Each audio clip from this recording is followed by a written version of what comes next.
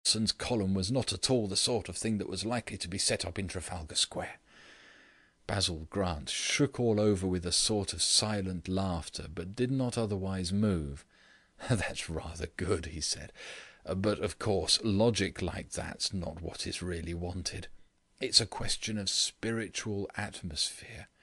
It's not a criminal letter." "It is. It's a matter of fact," cried the other, in an agony of reasonableness. "Facts," murmured Basil, like one mentioning some strange, far-off animals. "How facts obscure the truth. I may be silly, in fact I'm off my head, but I never could believe in that man, what's his name, in those capital stories, Sherlock Holmes. Every detail points to something, certainly, but generally to the wrong thing. Facts point in all directions, it seems to me, like the thousands of twigs on a tree. It's only the life of the tree that has unity and goes up, only the green blood that springs like a fountain at the stars." "But what the deuce else can the letter be but criminal?" "We have eternity to stretch our legs in," replied the mystic. "It can be an infinity of things. I haven't seen any of them. I've only seen the letter. I look at that and say it's not criminal." "Then what's the origin of it?" "I haven't the vaguest idea." "Then why don't you accept the ordinary explanation?" Basil continued for a little to glare at the coals, and seemed collecting his thoughts in a humble and even painful way. Then he said, "Suppose you went out into the moonlight. Suppose you passed through silent, silvery streets and squares until you came into an open and deserted space, set with a few monuments, and you beheld one dressed as a ballet girl dancing in the argent glimmer, and suppose you looked and saw it was a man disguised, and suppose you looked again and saw it was Lord Kitchener. What would you think?" He paused a moment and went on. "You could not adopt the ordinary explanation. The ordinary explanation of putting on singular clothes is that you look nice in them. You would not think that Lord Kitchener dressed up like a ballet girl out of ordinary personal vanity. You would think it much more likely that he inherited a dancing madness from a great-grandmother, or had been hypnotized at a séance, or threatened by a secret society with death if he refused the ordeal. With Baden-Powell, say, it might be a bet, but not with Kitchener. I should know all that, because in my public days I knew him quite well. So I know that letter quite well, and criminals quite well. It's not a criminal's letter. It's all atmospheres." And he closed his eyes and passed his hand over his forehead. Rupert and the Major were regarding him with a mixture of respect and pity. The former said, "Well, I'm going anyhow, and shall continue to think, until your spiritual mystery turns up, that a man who sends a note recommending a crime, that is actually a crime that is actually carried out, at least tentatively, is in all probability a little casual in his moral tastes. Can I have that revolver?" "Certainly," said Basil, getting up, "but I'm coming with you." And he flung an old cape or cloak around him, and took a sword-stick from the corner. "You," said Rupert with some surprise, "you scarcely ever leave your hole to look at anything on the face of the earth." Basil fitted on a formidable old white hat.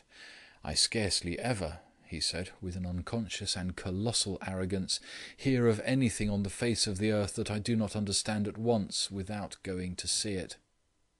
And he led the way out into the purple night. We four swung along the flaring Lambeth streets, across Westminster Bridge, and along the Embankment in the direction of that part of Fleet Street which contained Tanner's Court. The erect black figure of Major Brown, seen from behind, was a quaint contrast to the hound-like stoop and flapping mantle of young Rupert Grant, who adopted, with childlike delight, all the dramatic poses of the detective of fiction. The finest among his fine qualities was his boyish appetite for the colour and poetry of London. Basil, who walked behind, with his face turned blindly to the stars, had the look of a somnambulist. Rupert paused at the corner of Tanner's Court with a quiver of delight at danger, and gripped Basil's revolver in his greatcoat pocket. "Shall we go in now?" he asked. "Not get police?" asked Major, glancing sharply up and down the street. "I'm not sure," answered Rupert, knitting his brows. "Of course it's quite clear the thing's all crooked, but there are 3 of us, and—" "I shouldn't get the police," said Basil in a queer voice. Rupert glanced at him and stared hard. "Basil," he said, "you're trembling. What's the matter? Are you afraid?" "Cold, perhaps," said the Major, eyeing him. There was no doubt that he was shaking. At last, after a few moments' scrutiny, Rupert broke into a curse. "You're laughing," he cried. "I know that confounded, silent, shaky laugh of yours. What the deuce is the amusement, Basil? Here we are, all 3 of us, within a yard of a den of ruffians." "But I shouldn't call the police," said Basil. "We 4 heroes are quite equal to a host." And he continued to quake with his mysterious mirth. Rupert turned with impatience and strode swiftly down the court, the rest of us following.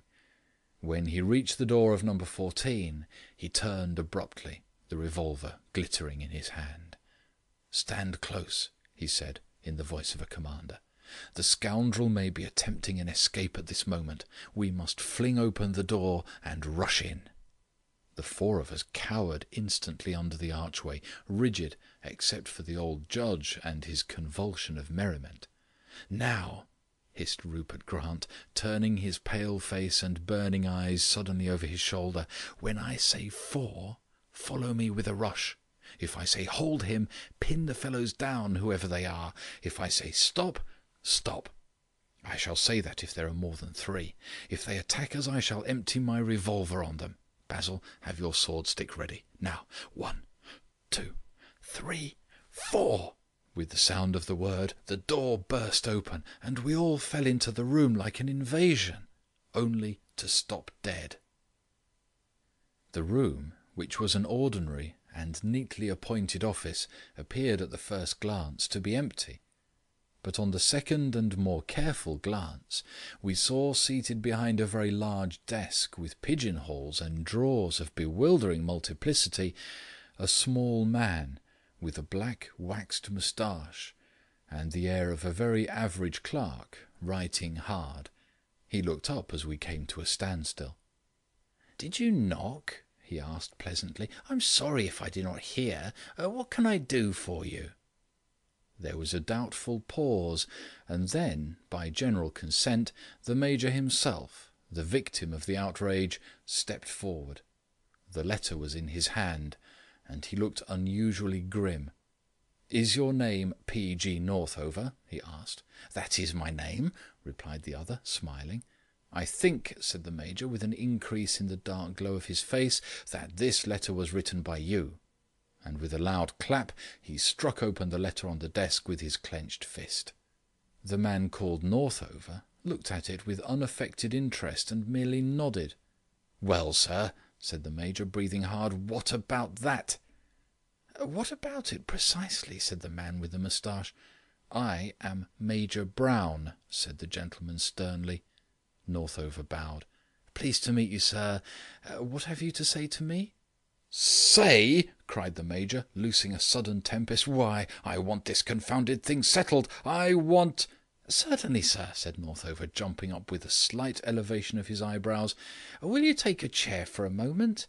And he pressed an electric bell just above him, which thrilled and tinkled in a room beyond. The Major put his hand on the back of the chair offered him, but stood chafing and beating the floor with his polished boot.